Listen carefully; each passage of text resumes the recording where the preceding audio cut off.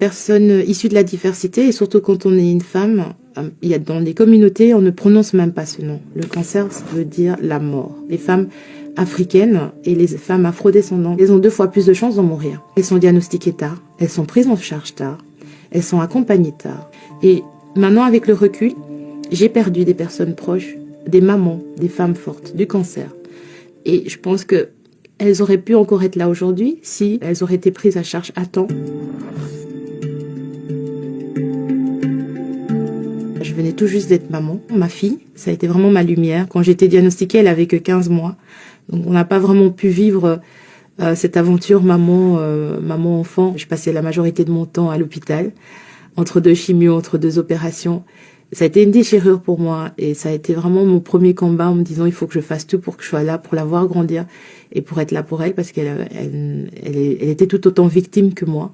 En décembre 2018, en prenant ma douche, j'ai senti une boule au niveau de la poitrine et j'ai senti aussi des boules au niveau des aisselles. Donc j'ai été à l'hôpital. Et du jour au lendemain, je me suis retrouvée branchée à ma première chimio. Il y en a qui récupèrent du jour au lendemain, et il y en a qui prennent plus de temps. Et mon cas, ça fait 5 ans et je suis toujours en reconstruction. 5 ans après, j'essaie de reprendre une place dans la société avec tous les séquelles qui découlent des effets secondaires. J'ai des séquelles arthrose, ostéoporose, arthrite. Du coup, j'ai 46 ans, mais j'ai le corps d'une personne qui en a 76. J'ai créé l'association ASBL Baobab Brussels. Le nom vient de l'arbre du baobab, qui est un arbre africain majestueux, qui est l'arbre de vie. Un des projets de l'association, c'est de briser les tabous, parce qu'il y a toujours énormément de tabous par rapport au cancer, par rapport au corps de la femme. Pour moi, ça devrait plus être des tabous parce que ça touche la personne. J'ai découvert que les femmes africaines et les femmes afrodescendantes, le fait qu'elles sont diagnostiquées tard, elles sont prises en charge tard, elles sont accompagnées tard, et elles-mêmes par rapport à leur propre corps, il y a cette ignorance par rapport à le fait de toucher son corps, de palper son corps, les signes avant-coureurs, et elles ont plus de chances d'en mourir. Et maintenant, avec le recul, j'ai perdu des personnes proches, des mamans, des femmes fortes, du cancer. Et je pense que elles auraient pu encore être là aujourd'hui si elles auraient été prises à charge à temps, et elles auraient été accompagnées. La première, c'était la grande sœur de mon père, qui est morte d'un cancer du sein.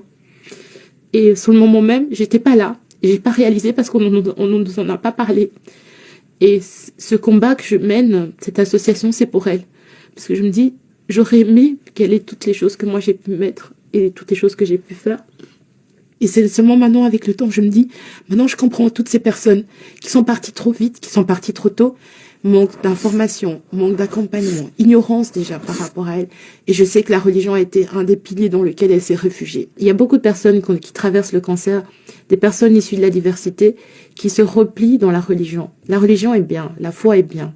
Ça t'aide, ça t'accompagne, ça t'apaise. Mais ça ne te sauve pas.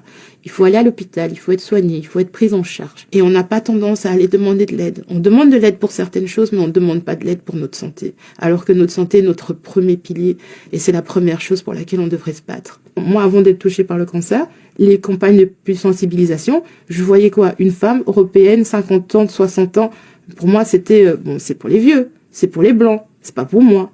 Et là, je me suis dit, ah non, moi aussi, je suis touchée. Et on peut pas continuer à faire la politique de l'autruche et attendre que ça change. C'est à nous d'être le changement et de faire le changement.